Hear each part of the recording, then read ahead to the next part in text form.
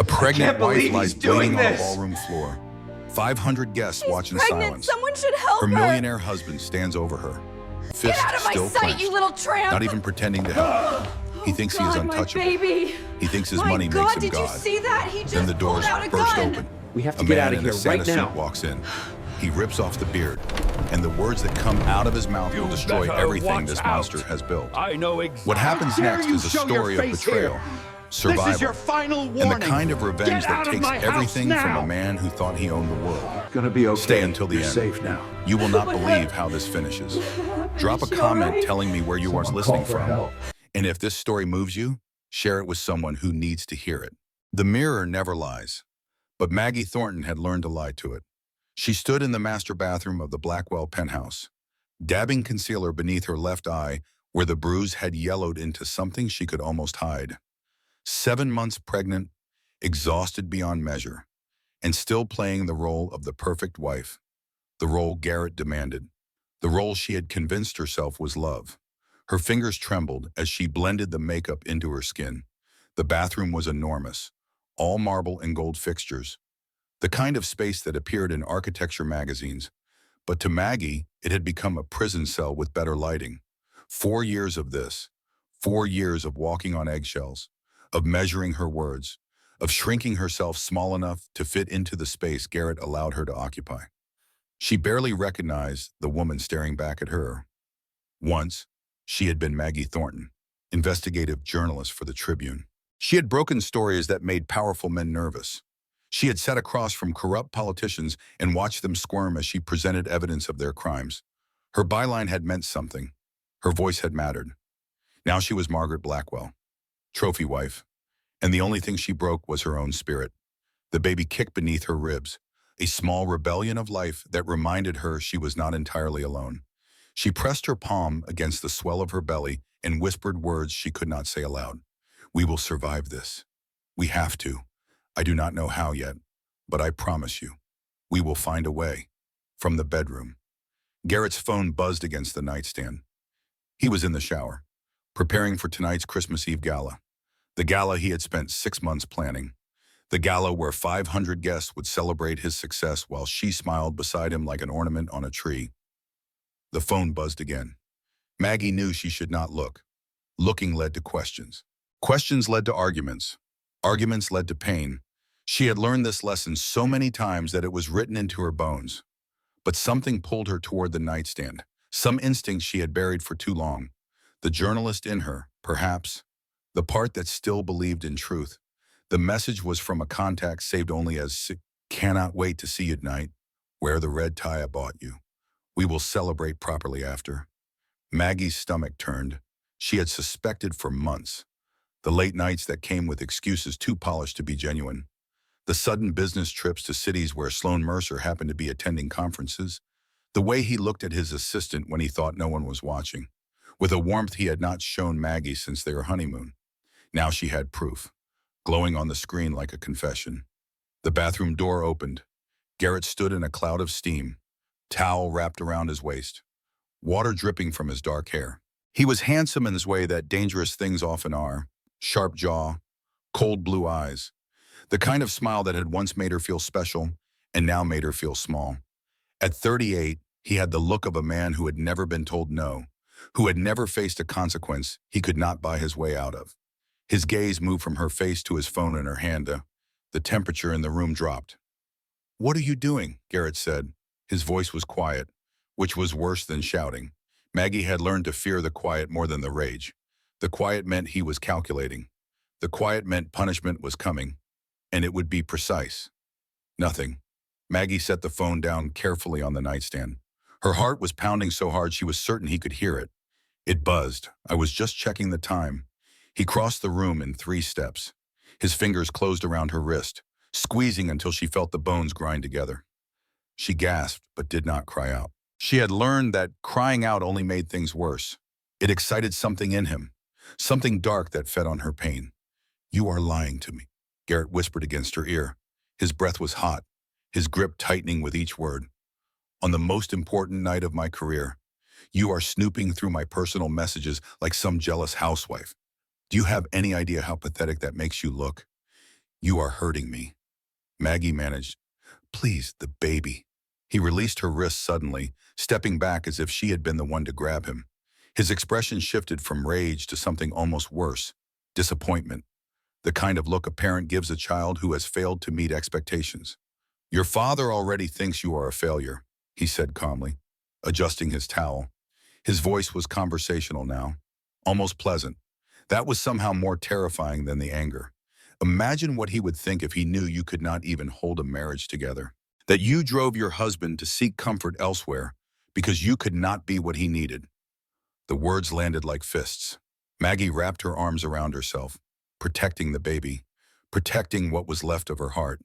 She thought about her father, about the last time they had spoken, 6 years ago, the argument that had ended with doors slamming and silence that stretched across holidays and birthdays and all the moments a family should share. He had warned her about Garrett. He had seen something she had been too blinded by love to notice. She had chosen Garrett anyway. Now she was paying for that choice every single day. Tonight, Garrett continued, straightening his tie in the mirror as if nothing had happened. You will stand beside me. You will smile. You will tell everyone how happy we are. And you will never touch my phone again. Do you understand me? Yes, Maggie whispered. I did not hear you. Yes, I understand. Good, he had. He disappeared into the closet to dress, leaving her alone with her reflection and her shame. Maggie stood in the bedroom for a long moment, her wrists throbbing, her reflection staring back from the darkened window. The city sparkled below like scattered diamonds, beautiful and cold. Somewhere out there, people were celebrating Christmas with families who loved them. Children were opening presents. Couples were exchanging kisses beneath mistletoe. And she was here, in a penthouse that cost more than most people earned in a lifetime, more alone than she had ever been. Her phone sat on the vanity where she had left it. 6 years of silence separated her from her father. 6 years since he had warned her about Garrett, since she had chosen love over family and walked away from everyone who tried to protect her. She thought about calling him. She thought about it every day.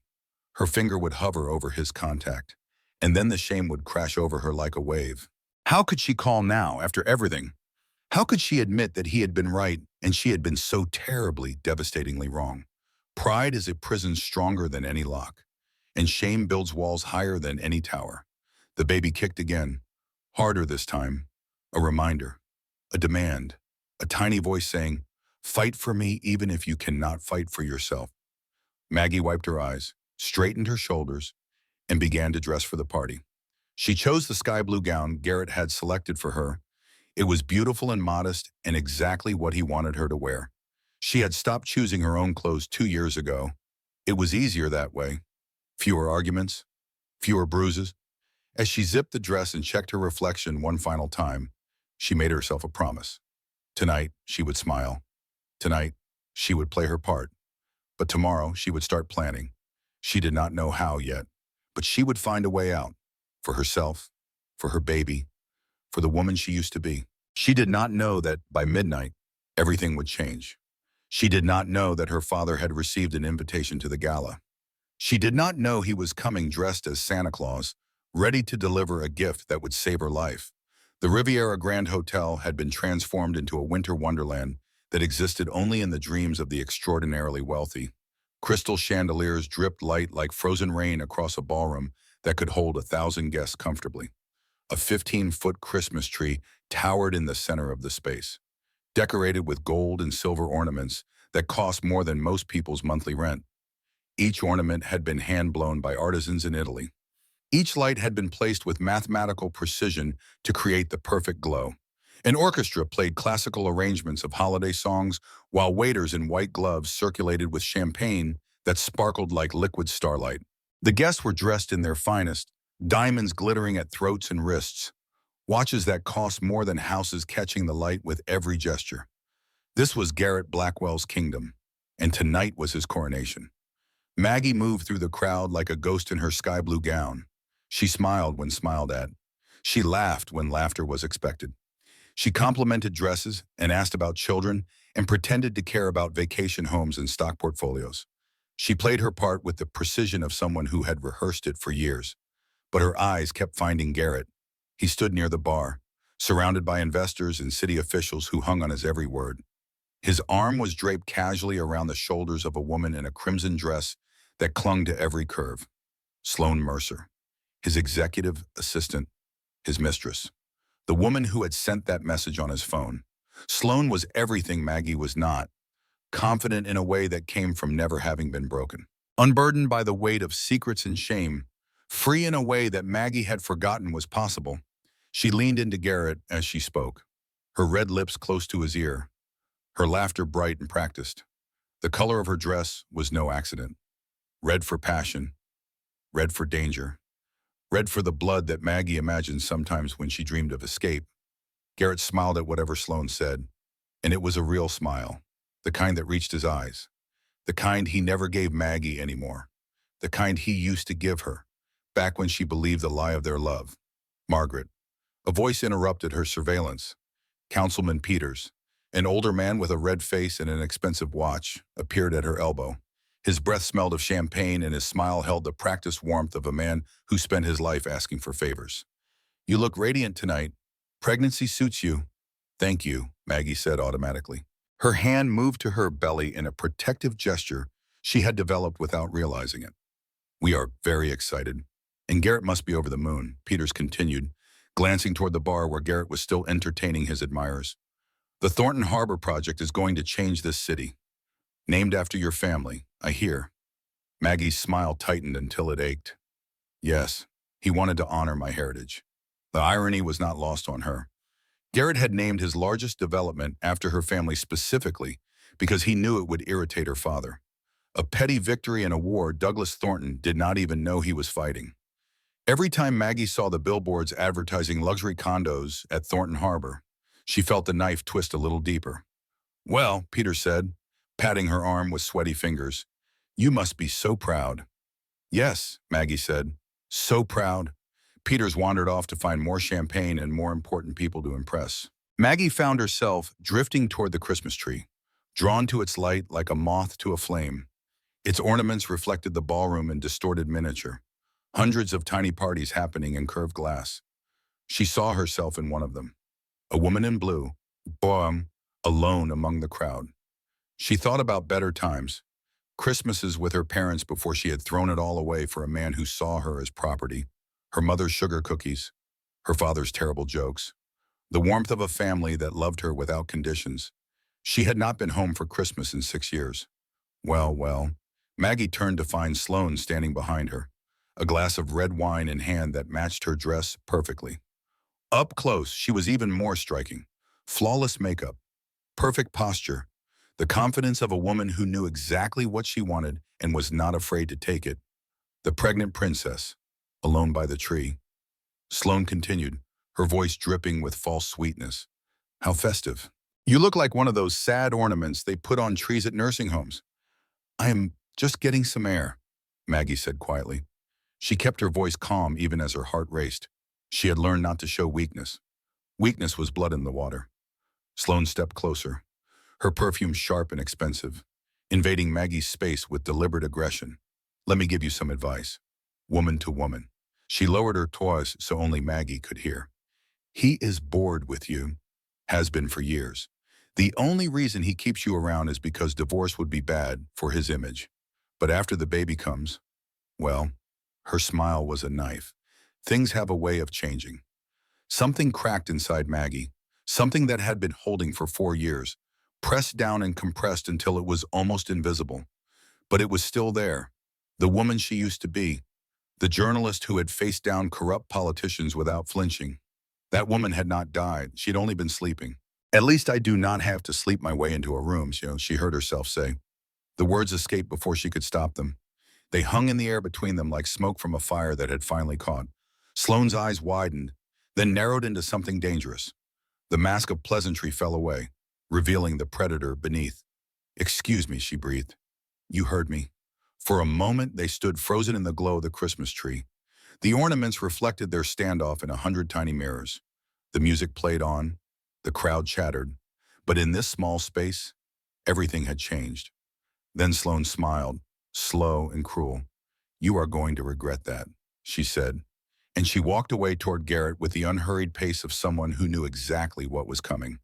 Maggie watched her go, watched her lean close to Garrett's ear, watched his expression change from amusement to cold fury as he turned to find his wife across the ballroom. For a moment, their eyes met. In his gaze, she saw everything she feared, the rage that simmered beneath his polished surface, the cruelty that emerged behind closed doors, the absolute certainty that he owned her, body and soul. He excused himself from the group. He walked toward her with the deliberate pace of a predator. The music seemed to fade. The crowd seemed to part. Maggie felt her heart hammering against her ribs as he stopped in front of her, close enough that no one else could hear their conversation. "What did you say to her?" Garrett asked softly. "Garrett, please. Not here. Not tonight. What did you say?" His hand closed around her elbow, fingers digging into her flesh. To anyone watching, it would look like a husband steadying his pregnant wife. Only Maggie felt the threat in his grip. "She was provoking me. She said you were going to leave me after the baby, and I just responded without thinking. I am sorry. It will not happen again." His jaw tightened. She could see the vein pulsing in his temple, the telltale sign that his control was slipping. "You embarrassed me," he said through gritted teeth. "In front of everyone, on the most important night of my career, you could not keep your jealous mouth shut for one evening." "I said I am sorry," Maggie whispered, hating herself for apologizing, hating the fear that made the words come automatically. What else could she say? What else could she do? Sorry is not good enough. What happened next would replay in her nightmares for years. Garrett stepped back, his face twisted with rage that he no longer bothered to hide. The mask was gone. The monster was visible. And before Maggie could move or speak or protect herself, his foot connected with her hip in a brutal kick that sent her stumbling backward. She crashed into the Christmas tree. Glass shattered. Ornaments exploded against marble like tiny bombs. The tree swayed and branches scraped her arms as she fell, instinctively curling around her belly, protecting the only thing that mattered. Her head hit the floor with a sickening thud. The music stopped. 500 people fell silent. Phones rose like a forest of judgment, screens glowing, recording everything. The witnesses to her humiliation, the documentation of her husband's crime.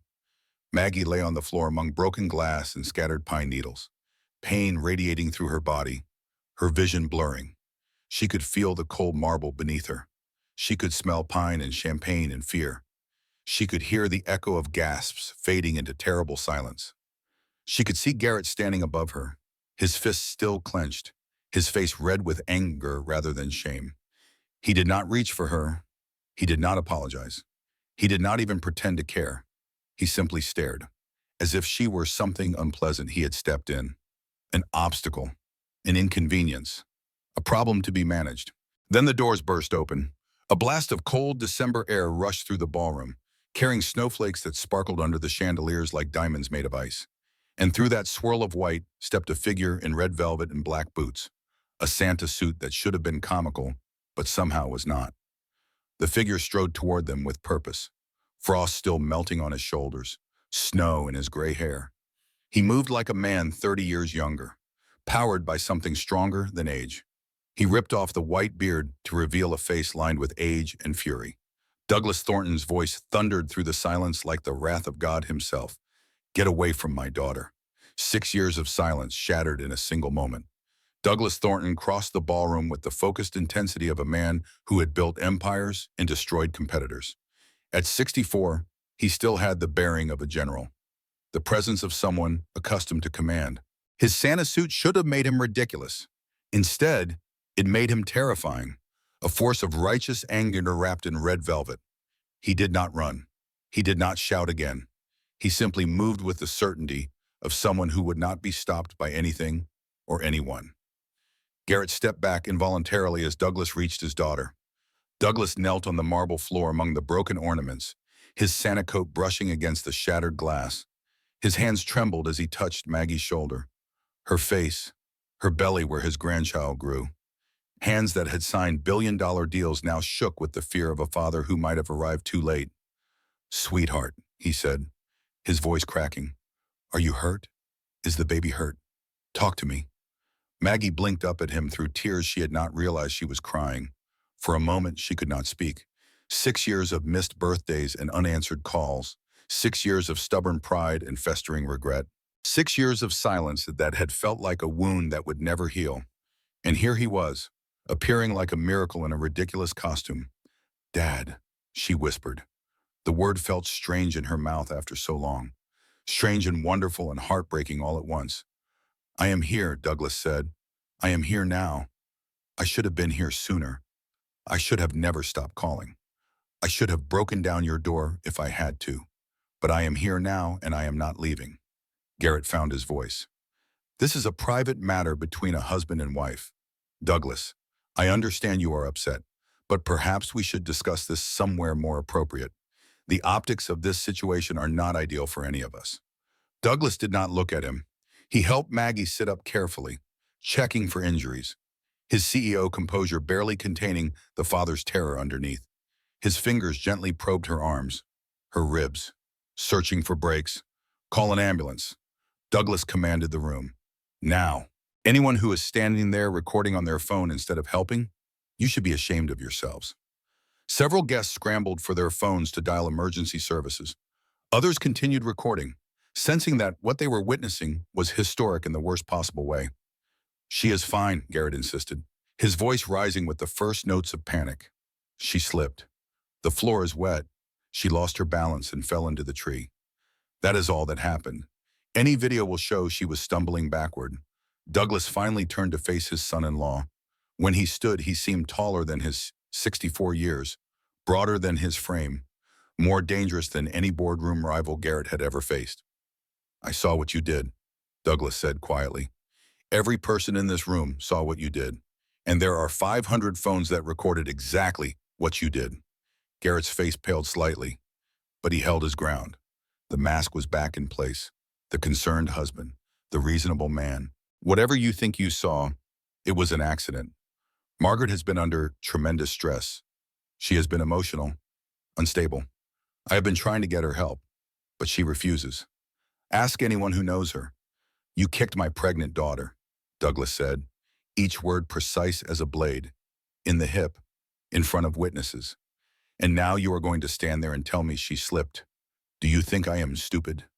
Do you think everyone in this room is stupid?" The whispers had started now, a tide of murmurs flowing through the crowd. Phones lowered as people realized this was not just a moment to capture.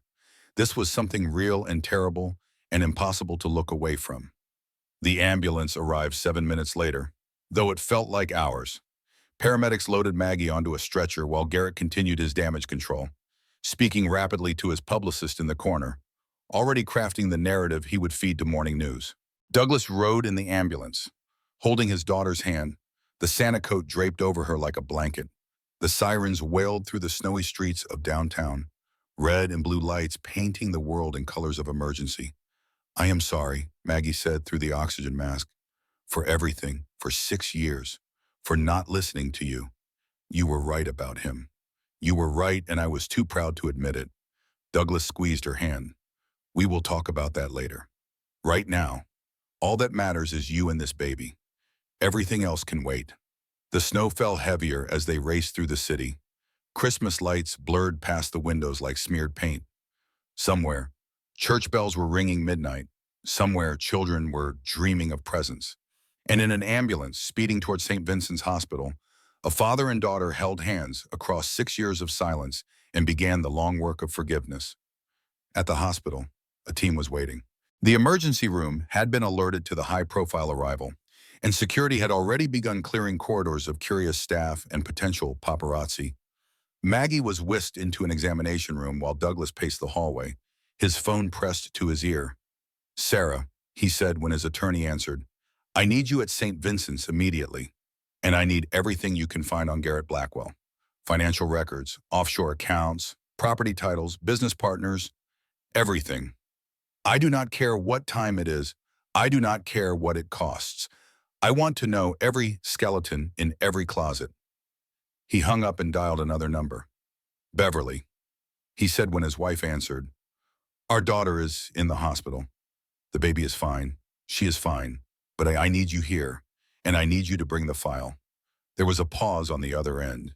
Douglas could hear his wife's sharp intake of breath, the rustle of sheets as she sat up in bed. "Which file?" Beverly asked quietly. "The one you have been keeping on him since their anniversary." Another pause. Longer this time. Then, "I will be there in 30 minutes. Douglas ended the call and stared through the window at the snow falling over the city. The flakes looked like ash in the streetlights, covering everything in white, hiding the darkness underneath. He had warned Maggie about Garrett 6 years ago. He had seen the charm without compassion, the ambition without conscience. He had told her that men like that did not change, that they only revealed themselves slowly, like photographs developing in darkroom chemicals. But she had been young and in love, and he had pushed too hard, and she had walked away from her family rather than admit he might be right. He had blamed himself every day since. Now she was lying in a hospital bed with bruises blooming across her body and a baby fighting to survive inside her. And Douglas felt something awaken in him that he had not felt in decades. Not the calculated strategy of the boardroom, something older, something protective, something that would not rest until the man who hurt his daughter was destroyed. Robert Matthews emerged from the examination room, his expression carefully neutral in the way doctors learn to master. "Mr. Thornton," he said, "the baby's heartbeat is strong.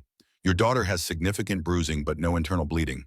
However, given the trauma and her stage of pregnancy, I am recommending she stay for observation overnight, perhaps longer depending on how she progresses."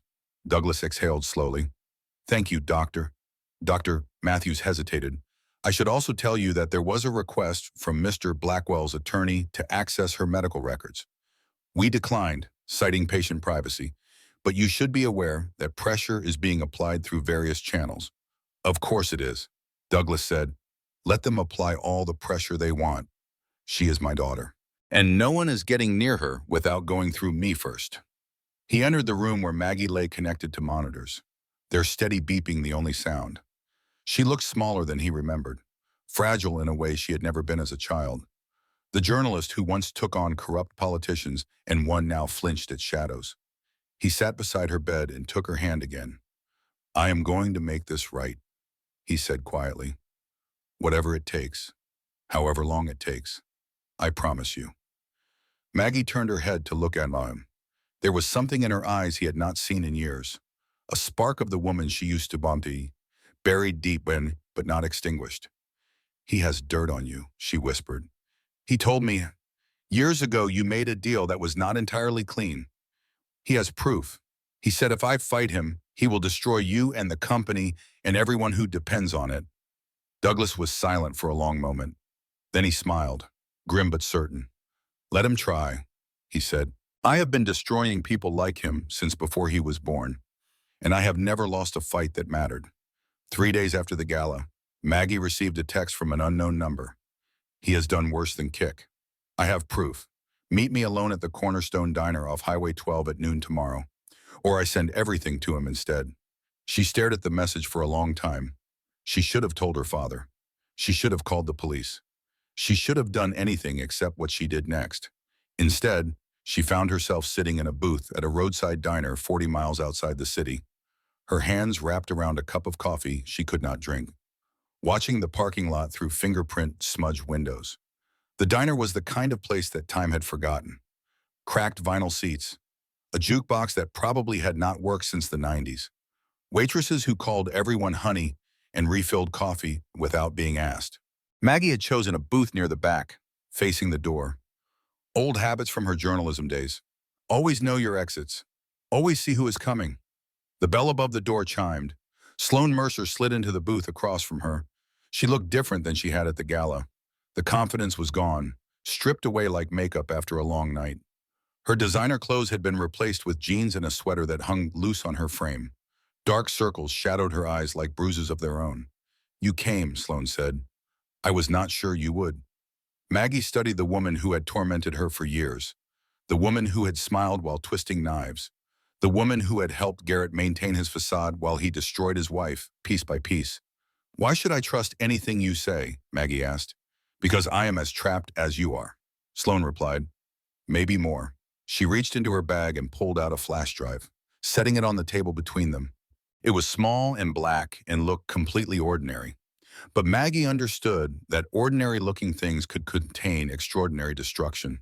4 years of records. Sloan continued. Offshore accounts in the Caymans and Switzerland, bribery payments to city officials who approved his permits, falsified environmental reports on the Thornton Harbor project, enough to send him to prison for decades. Why are you giving this to me? Sloane's composure cracked.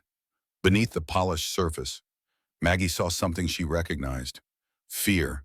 The kind that lives in your bones and never really leaves. He has videos of me, Sloane said quietly. Things I did when I thought he loved me. When I was young and stupid and believed his promises, if I try to leave, if I go to the police, he will release them. My career, my family, everything I have built will be destroyed. Maggie understood then. Sloane was not an ally. She was another victim. Different cage, same zoo. What do you want? Maggie asked. Immunity, Sloane said. Witness protection, if it comes to that. Get me out from under him and I will testify to everything. The fraud, the bribes, all of it. I will stand in a courtroom and tell the world exactly what kind of monster he is. Maggie took the flash drive, turning it over in her fingers. It was warm from Sloane's grip. Such a small thing to hold so much potential. This could be a trap. Maggie said, it could be. Sloane agreed. But ask yourself this. What do I gain by lying to you now? He is already suspicious of me. After what happened at the party, after the way I spoke to you, he knows something changed. If he finds out I am here, I am dead. Not figuratively, actually dead. There was something in her voice that made Maggie believe her. The raw edge of someone who had finally looked into the abyss and seen it looking back. I will have someone verify the contents, Maggie said finally. If it checks out, we will talk about protection. Sloane nodded, relief flooding her features.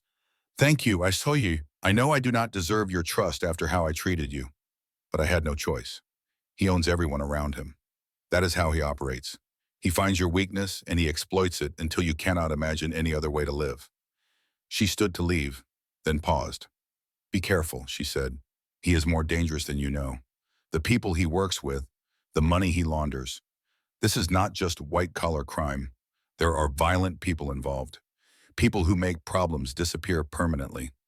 After Sloane left, Maggie sat in the booth for another hour, watching the snow fall outside, thinking about everything she had learned.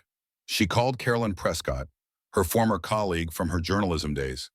Caroline had won 3 awards for investigative reporting and had contacts in every corner of the federal government. More importantly, she was the kind of friend who answered the phone at 2 in the morning without asking questions. I need you to verify some documents, Maggie said, quietly, off the record. For you, Caroline said without hesitation. Anything. What are we looking at? Financial records? Possibly fraud? Possibly worse? I need to know if they are legitimate before I take any action. Send them over. I will have answers within 48 hours. Maggie drove home feeling something she had not felt in years. Hope. Fragile and uncertain, but hope nonetheless. The next morning, Caroline called with confirmation. Maggie, Sammy. This is legitimate, Caroline said, excitement barely contained in her voice. Financial fraud on a massive scale, bribery of public officials, falsified EPA reports that put hundreds of families at risk. If this goes public, he is finished. Not just his career, prison. Real, actual prison. Maggie allowed herself to smile. When can we move on this? I need a few more days to verify everything. Cross-reference the accounts. Make sure nothing can be challenged in court. But by the end of this week, we will have an airtight case. Maggie hung up and closed her eyes. For the first time since the Christmas party, she could see a future where she and her baby were free. That evening, she returned to the hospital for a routine checkup. The baby was healthy. Her bruises were healing. Dr. Matthews cleared her to go home to her parents' house, where she had been staying since the gala. She was gathering her things when the door opened. Garrett walked in. He wore a charcoal suit and a concerned expression that would have fooled anyone who did not know him. He closed the door softly behind him, leaning against it with casual menace. Darling, he said, I have been so worried about you. Maggie's blood turned to ice. How did you get in here? I am your husband. I have visitation rights. He crossed the room and sat in the chair beside her bed. close enough that she could smell his cologne. I came to apologize. What happened at the party? It was inexcusable. I lost my temper, the stress of the project, the pressure I have been under. It is no excuse, but I want you to know I am getting help. His hand reached for hers. She pulled away. Something in his expression shifted. The mask slipped, just for a moment, revealing the cold calculation beneath. I know you met with Sloan, he said quietly. Maggie's heart stopped. She told me everything. Garrett continued. About the files she offered you. About your plan to destroy me. He reached into his jacket and pulled out a flash drive, identical to the one Sloan had given her. Looking for this. He asked with a smile that did not reach his eyes. Sloan works for me, Maggie. She has always worked for me. That little meeting at the diner was a test, and you failed. He leaned closer, his voice dropping to a whisper. Your father has a major contract renewal coming up. He continued. It would be a shame if certain information about his past deals became public. That deal from 20 years ago, the one that saved his company, it was not entirely clean. Was it? Maggie could not breathe. Drop this, Garrett said pleasantly. Accept the divorce terms I am offering. Give me what I want, and your father keeps his reputation. Fight me, and I will make sure your baby is born in a prison hospital while your family watches their empire crumble. He stood, straightening his tie-on in the mirror. I will have the papers sent over tomorrow. Think carefully about your answer. He left without looking back. Maggie sat alone in the hospital room, staring at the empty space where hope had been. The next 72 hours destroyed everything Maggie had built. She told her father about Garrett's threat in his study, watching his face shift from anger to something she had never seen before. Fear. Real, genuine fear from a man who had built his reputation on never showing weakness. 20 years ago, Douglas said quietly, I made a deal to save this company. 3,000 employees were about to lose their jobs. Pension funds were about to evaporate. Suppliers who depended on us were going to go bankrupt. I did what I had to do. How bad was it? Maggie asked. Douglas was silent for a longer moment. His fingers traced the edge of his desk, the same desk where he had built an empire. Bad enough that if it came out now, I would face investigation. The company's stock would crash. Everything your grandfather built, everything I have protected for 30 years, it would be gone. And it would not just be me. It would be every employee, every retiree depending on their pension, every family whose livelihood depends on Thornton Industries. Maggie understood then. Fighting Garrett meant destroying her family, not just her father's reputation, but thousands of innocent people who had nothing to do with any of this. She thought about surrendering, taking whatever divorce terms he offered, disappearing into obscurity with her baby, while Garrett continued to hurt people and accumulate power. Then 3 things happened in rapid succession. On Monday, Maggie received notice that she was being investigated for filing a false police report. Garrett's lawyers had submitted evidence that she had fabricated the assault, citing her history of emotional instability. The documents included psychiatric evaluations she had never undergone, signed by doctors she had never met. On Tuesday, the hospital called to inform her that her medical records from the night of the gala had been lost due to a computer error. There was no official documentation of her injuries, no photographs, no test results, nothing that could prove what Garrett had done. On Wednesday, Caroline called from her car, breathless and afraid. Someone ran me off the road. She said, I am in the hospital. I am okay. Just a broken arm and some bruises, but my laptop is destroyed. All the files, everything I verified, it is gone. Maggie, this was not an accident. They knew exactly what I was working on. They knew the route I take home every night. Maggie sat in her childhood bedroom that night, watching the snow fall outside the window, feeling the weight of defeat pressing down on her chest like a physical force. Her phone buzzed with another text from Garrett. Have you thought about my offer? She did not respond. Her father knocked on her door and entered without waiting for an answer. He looked older than she had ever seen him. His shoulders bowed under the weight of guilt and fear. I am going to surrender, Douglas said. Take the investigation. Accept whatever consequences come. I will not let him use me as leverage against you.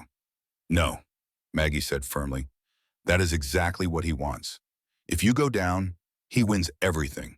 He takes the company, he takes your reputation, and he still has power over me because he will always be able to threaten James.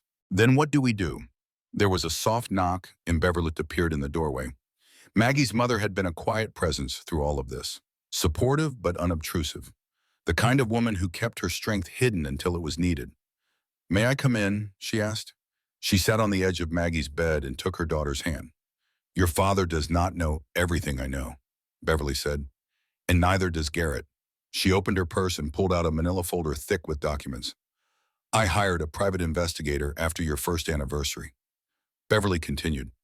"I saw how you changed around him, how careful you became, how small. I needed to know what kind of man you had married." "You never told me," Douglas said. "I was hoping I would never have to." The folder contained photographs, bank statements, and medical records. Photos of Garrett meeting with Mitchell Garrett, his silent business partner, exchanging briefcases with men in expensive suits whose faces matched federal watch lists. Bank statements showing wire transfers to offshore accounts that did not match his declared assets. And medical records from two women Garrett had dated before Maggie. Both had suffered accidents during their relationships. Both had received large financial settlements in exchange for silence and non-disclosure agreements. One of them, Beverly said, is living in Europe now. Her name is Rachel Montgomery. I spoke with her last month. She is willing to testify about what he did to her. She has been waiting years for someone to finally hold him accountable. Maggie stared at the evidence her mother had been collecting for years. "You did all of this? For how long?" "Since your first anniversary. 6 years of watching and waiting and hoping I would never need to use any of it." "I did what mothers do," Beverly replied simply. "I protected my child, even when she did not want to be protected. Even when she pushed me away. I never stopped watching. For the first time in days." Maggie felt something other than despair. "This is not enough to stop him legally," she said, her journalist mind already working. "But it might be enough to flip someone who can." She thought about Sloan, about the fear in her eyes at the diner. That fear had been real, even if the offer had been fake. Sloan is trapped too.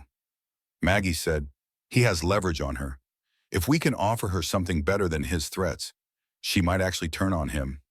"And how do we do that?" Douglas asked. Maggie looked at her parents, at the folder in her mother's hands, at the snow falling outside the window like a fresh start.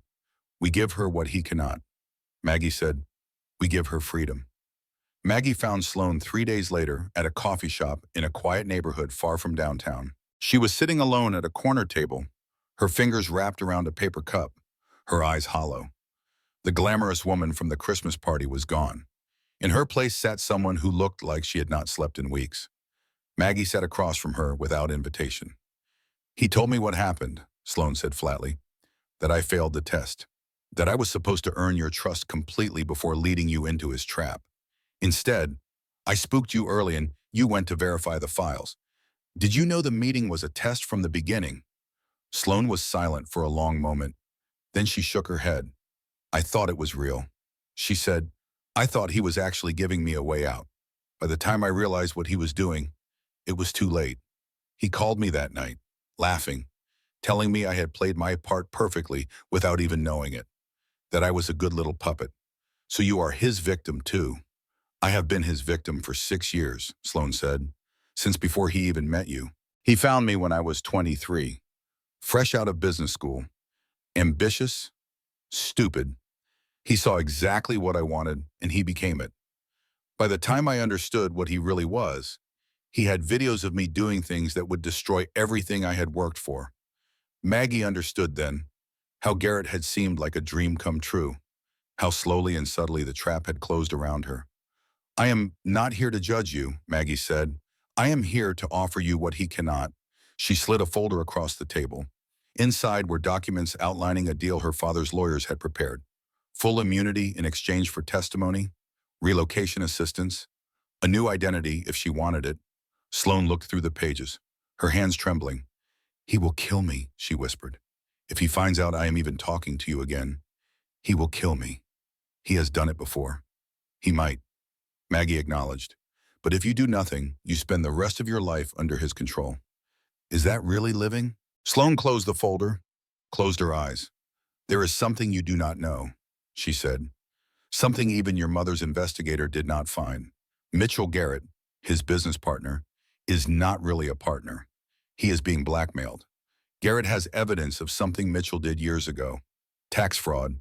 I think he has been using Mitchell as a front for the really dangerous transactions. Why does that matter? Because Mitchell has been looking for a way out for years.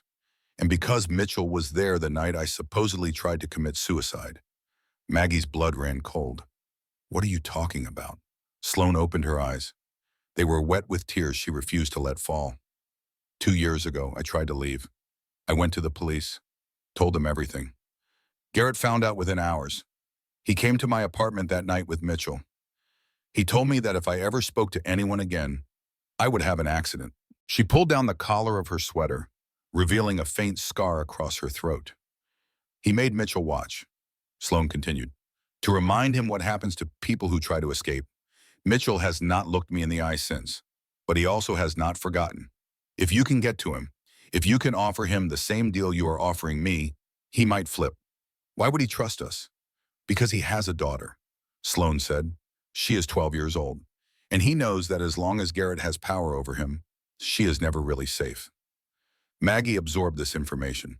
The web of control Garrett had built was more extensive than she had imagined. He did not just own people through money or blackmail. He owned them through fear for the people they loved. Will you help us reach Mitchell? Maggie asked. Sloan was quiet for a long time. When she finally spoke, her voice was steady. Yes, she said. But we have to move fast. Garrett is getting suspicious. I do not know how much longer I can pretend to be loyal. They agreed to meet again in 2 days with a concrete plan.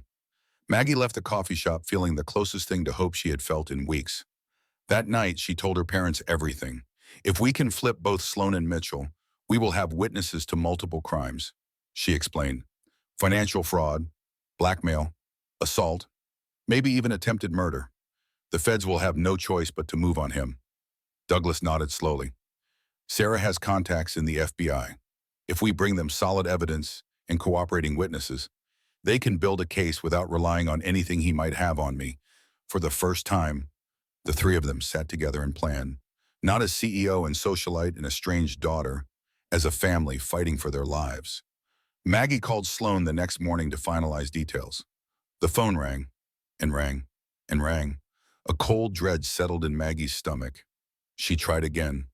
Voicemail. She called Caroline. Turn on the news, Caroline said. Her voice was strange, flat. Maggie found the remote with shaking hands. The screen filled with images of police tape and flashing lights. A reporter stood outside an apartment building. Maggie recognized Sloan Mercer's apartment building. Local authorities are treating this as a suicide, the reporter said. The 31-year-old assistant to real estate developer Garrett Blackwell was found in her apartment early this morning. Police say there were no signs of forced entry. The remote slipped from Maggie's fingers. Behind her, she heard her mother gasp, heard her father's sharp intake of breath. On the screen, Garrett Blackwell was giving a statement. His face was arranged in an expression of grief. His voice cracked at all the right moments. Sloan was like family to me. He said, I am devastated by this loss. Maggie felt something inside her break. Not into despair, into fury. He killed her, she said quietly. He found out she was helping us and he killed her. We cannot prove that, Douglas said gently. Not yet, Maggie replied. But I am going to make sure he pays for every single thing he has done, no matter what it costs. The stress was too much for her body to bear. 3 days after Sloan's death, Maggie went into early labor. The delivery was complicated. Emergency cesarean section at 34 weeks. Doctors and nurses rushing through sterile corridors while Douglas and Beverly waited in a chapel that smelled of candles and fear. At 2:17 in the morning, James Douglas Blackwell was born. 5 pounds, 3 ounces. Strong heartbeat, healthy lungs that announced his arrival with a cry that echoed through the NICU like a battle call. Maggie held him for exactly 90 seconds before the nurses took him to the incubator. 90 seconds of warmth against her chest. 90 seconds of feeling his tiny fingers curl around hers. 90 seconds of knowing that nothing in her life had ever mattered as much as this. She named him James for her grandfather, who had built the original Thornton business from nothing. Douglas for her father, who had come back for her when she needed him most. She did not give him his father's name. The first week passed in a blur of hospital rooms and feeding schedules and the constant beeping of monitors. Maggie barely slept, dividing her time between her own recovery room and the NICU where James lay surrounded by machines that kept him alive. Then, on the 8th day, her lawyer arrived with news that made her blood freeze. Garrett has filed for emergency custody.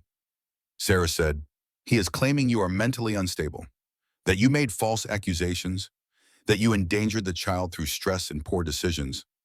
Maggie stared at her. "He kicked me in front of 500 people. His lawyers are arguing that video shows you stumbling backward after an argument, that the contact was accidental. They have expert witnesses ready to testify about pregnancy-induced emotional disorders." "That is insane. That is money," Sarah replied grimly. "Money can make insanity look reasonable in a courtroom." The hearing was scheduled for the following week. 7 days to prepare a defense against a man with unlimited resources and no conscience. Maggie looked through the glass at her son, at the tubes connected to his tiny body, at the machines breathing for him while his lungs grew strong enough to work on their own. "He is not taking my baby," she said quietly. "Whatever I have to do." That night, alone in her hospital room, she received an unexpected visitor. A man in a rumpled suit with tired eyes appeared in her doorway. He showed her a badge. "Detective Harold Webb," he said. "Mind if I sit?" He took the chair beside her bed without waiting for an answer. "I am working the Sloan Mercer case," he continued. "Officially, it is closed. Suicide, but unofficially, there are things that do not add up." "Like what?" "Like the angle of the wound, like the missing 2 hours of security footage from her building, like the fact that her neighbor heard voices arguing before everything went quiet." He leaned forward. "I have been investigating Barrett Blackwell for 3 years," Detective Webb said. "Every time I get close, evidence disappears. Witnesses change their stories. People get scared and stop talking." "Why are you telling me this?" "Because I saw what he did to you at that party. And because I saw the look on your face when you heard Sloan was dead. That was not the face of someone who just lost an enemy. That was the face of someone who lost an ally." Maggie weighed her options. Trusting this man could be a trap, but not trusting him meant fighting alone. She was tired of fighting alone. Sloan was going to testify against him. Maggie said carefully, "We had been working together." Detective Webb nodded slowly. "I suspected as much." He pulled a business card from his pocket and pressed it into her hand. "I cannot move officially without more evidence. But if someone were to find something solid, I would know what to do with it." He stood to leave.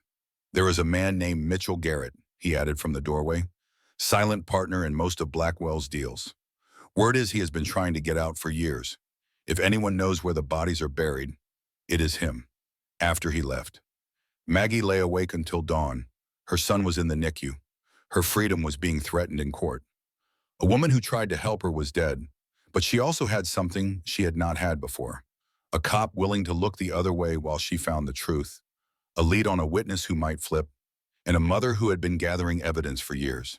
When the nurse came to check on her at 6 in the morning, Maggie was already dressed. "I am discharging myself," she said. The nurse looked alarmed. "Dr. Matthews has not approved that. My son needs his mother," Maggie replied. "And his mother has work to do." For 2 weeks, Maggie became the journalist she had once been. She worked from her parents' home office, a baby monitor always within reach, piecing together the puzzle that was Garrett Blackwell's empire. Caroline recovered enough to help remotely, using her contacts to verify documents and trace financial trails. Beverly provided everything her investigator had collected over the years. Douglas used his business network to gather intelligence on Mitchell Garrett's movements and vulnerabilities. Maggie reached out to Mitchell through a carefully crafted letter. No threats, no accusations, just an invitation to coffee and a promise of confidentiality. He agreed to meet. The man who showed up at the designated restaurant looked nothing like the confident businessman Maggie had seen in photographs. Mitchell Garrett was hollow-eyed and jumpy, checking over his shoulder every few seconds, nursing a whiskey he did not drink. "I know why you are here," he said, before she could speak. "And the answer is no. I have not asked you anything yet. You do not have to. He grabbed you. He killed Sloan. And now you want me to help you take him down. but you do not understand what he is capable of. Then explain it to me. Mitchell was silent for a long moment. When he spoke again, his voice was barely a whisper. The money he launders. It comes from people who solve problems permanently. If I turn on him, they will not just come for me. They will come for my daughter. She is 12 years old. Maggie thought about James in the NICU, about the lengths she would go to protect him. What if I could guarantee her safety? She asked. Mitchell laughed bitterly. No one can guarantee that. My father can. He has resources, security, property overseas where no one would find her. We can have her and her mother relocated before anyone knows you have flipped. And what happens to me? You testify. You serve whatever time the prosecutors recommend. And when you get out, you have a second chance with your family instead of spending the rest of your life under his thumb. Mitchell stared at his whiskey, at his hands, at the table. I was there, he said finally, the night Sloan died. Not in the apartment, but outside, waiting in the car. I did not know what he was going to do. I thought he was just going to threaten her, remind her to stay loyal. Then he came out and told me to drive. And the next morning, the news said she killed herself. Maggie felt sick. You have evidence? I have video, Mitchell said, from a camera in my car. Habit from my paranoid days. It shows him leaving the building at 12:47 in the morning. Security footage says she died around 1. He was the last person to see her alive. That is not proof of murder. No, but it is enough to open an investigation. Combined with everything else, it might be enough to bring him down. Will you give it to me? Mitchell was quiet for a long time. Get my daughter to safety, he said. Then I will give you everything. The extraction took 4 days to arrange. Douglas called in favors from people he had helped over the decades. Private planes, safe houses in countries without extradition treaties, armed security that asked no questions. Mitchell's daughter and her mother disappeared on a Tuesday morning, officially on vacation to visit relatives. By Tuesday afternoon, Maggie had the video. By Wednesday, she had coordinated with Detective Webb to arrange a simultaneous release, evidence to the FBI, testimony to federal prosecutors, story to every major news outlet in the country. By Thursday, Garrett Blackwell's empire was 24 hours from collapse. He did not know it yet, but his time was finally running out. The morning of the custody hearing dawned gray and cold. Maggie arrived at the courthouse with her parents, her lawyer, and a folder thick with documents that Garrett did not know existed. She wore a simple white dress and no jewelry. Her hair was pulled back. Her expression was calm. James had been released from the NICU 2 days earlier. He was at home with a private nurse and security that rivaled a small army. Whatever happened today, her son was safe. The courtroom was smaller than she expected. Family court lacked the grandeur of criminal proceedings. Just fluorescent lights and institutional furniture, and a judge who looked tired before the day had even begun. Garrett sat at the opposite table with his legal team. He wore a charcoal suit and an expression of concerned fatherhood that made Maggie's stomach turn. When he saw her, he smiled. The kind of smile that said he had already won. The hearing began with his lawyers presenting their case. Mental instability, false accusations, endangerment of the child. They had expert witnesses, psychiatric evaluations she had never consented to, testimonies from people she had never met. It was a masterwork of manufactured reality. When his side finished, Sarah stood to present the defense. Then Maggie's phone buzzed. She glanced at the screen. A message from Caroline. It is happening. Turn on any news channel. Maggie leaned over and whispered to her father. Douglas pulled out his tablet and loaded a news stream. The judge noticed the distraction. Mr. Thornton, she said sharply, this is a custody hearing, not a media viewing. Your Honor, Douglas said, his voice steady, I apologize for the interruption, but something is happening that is directly relevant to this case. He turned the tablet toward the courtroom. The screen showed FBI agents entering the Blackwell Global Headquarters, dozens of them, carrying boxes, seizing computers. A reporter spoke over the footage. Federal authorities have descended on the offices of real estate developer Garrett Blackwell this morning, executing a warrant related to allegations of financial fraud, money laundering, and obstruction of justice. Sources tell us that multiple cooperating witnesses have provided testimony implicating Blackwell in crimes spanning nearly a decade. The courtroom fell silent. Garrett's face went white. Your Honor, Sarah said calmly, in light of these developments, we move to dismiss this custody petition. Mr. Blackwell is clearly facing serious criminal charges that call into question his fitness as a parent. The judge stared at the tablet, at Garrett, at the chaos erupting outside the courthouse as reporters gathered. This hearing is recessed, she said finally, indefinitely. Garrett's lawyers were already on their phones, speaking rapidly, their expressions shifting from confidence to panic. Garrett himself sat frozen, staring at the news feed like a man watching his own funeral. Maggie stood. She looked at him across the courtroom. For 4 years, he had made her feel small, worthless, afraid. Now he was the one who looked small. She did not say anything. She did not need to. She simply turned and walked out with her family, leaving him alone with the wreckage of everything he had built. Outside, the snow had started falling again. Soft flakes drifted down from a gray sky, landing on her shoulders like cold kisses. Her father put his arm around her. It is over, he said. Maggie watched the FBI vehicles lined up outside the courthouse, the reporters clamoring for statements, the world finally seeing what she had lived with for years. Not yet, she said quietly, but it will be. 18 months later, Maggie stood before a crowd of 300 people in a building that had risen from the ashes of her pain. The Mercer Thornton Foundation occupied a renovated warehouse in the Arts District, all glass and light and possibility. Its mission was simple: provide legal aid, counseling, and emergency housing for survivors of domestic abuse. In its first year of operation, it had helped over 900 women. Maggie wore a blue dress that matched her son's eyes. James sat on her mother's lap in the front row, 18 months old now, and healthy and curious about everything. She looked out at the faces before her: survivors, donors, friends, strangers who had written letters thanking her for speaking when they could not. A year and a half ago, she began, her voice steady. I was lying on a hospital floor surrounded by broken glass, wondering if my baby would survive. I thought my life was over. I thought I had failed at everything that mattered. She paused, letting the silence stretch.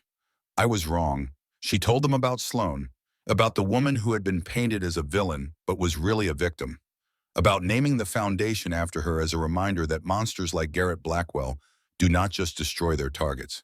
They destroy everyone in their orbit. Sloan tried to help me. Maggie said she died for it. This foundation exists because of her courage. She told them about the trial, about sitting in a courtroom for 6 weeks while evidence mounted, financial fraud, environmental crimes, money laundering, and finally, thanks to Mitchell's video and Detective Webb's investigation, a murder charge for Sloan's death, life without parole plus 45 years. Maggie said, he will die in prison. She did not say it with triumph. There was no joy in the destruction of another human being, even one as monstrous as Garrett. But there was justice. And that had to be enough.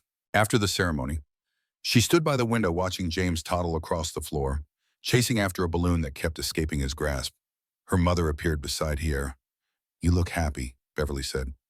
I am, Maggie replied. Most of the time, and the other times. The other times I remember everything. The fear, the pain, the nights I thought about ending it all. She turned to face her mother. I still have nightmares. I still flinch at loud noises. I am in therapy twice a week. That is not weakness, Beverly said gently. That is healing. Douglas approached with 2 glasses of sparkling cider. To new beginnings, he said, raising his glass. They clinked glasses as James finally caught his balloon and squealed with delight. Later that evening, after the guests had gone and the building fell quiet, Maggie walked through the empty halls alone. Her heels clicked against the polished concrete floors. Her reflection passed across windows that showed the city lights outside. She stopped at a wall where photographs hung in simple frames. Survivors who had found their way to the foundation. Women who had rebuilt their lives. Families that had been given second chances. And in the center, a photograph of Sloan Mercer. Not the glamorous image from society pages. A candid shot Beverly's investigator had found, showing Sloan laughing at something off camera, her eyes bright with an innocence that Garrett had slowly destroyed. I kept my promise. Maggie whispered to the photograph. He can never hurt anyone again. She turned away and walked toward the exit. Outside, the night air was cool and clean. Stars glittered overhead, visible despite the city lights. Her driver waited by the curb, ready to take her home to her son. Maggie paused on the steps, looking back at the building one last time. Inside those walls, women would find safety. Children would find hope. Families would find the strength to start over. It was not the life she had planned. It was not the future she had imagined when she walked down the aisle 6 years ago, full of love and certainty. But it was better. Some people ask if I have forgiven him, she said quietly. To no one and everyone. She thought about the question, about what forgiveness meant, about whether it was possible to forgive someone who had never asked for it, who had never admitted wrong, who had simply tried to destroy everything and everyone in his path. Forgiveness is for people who ask for it, she decided. He never did. She walked to her car, climbed inside, and let the driver take her home. Behind her, the Mercer Thornton Foundation glowed against the night sky like a beacon, like a promise, like a new beginning.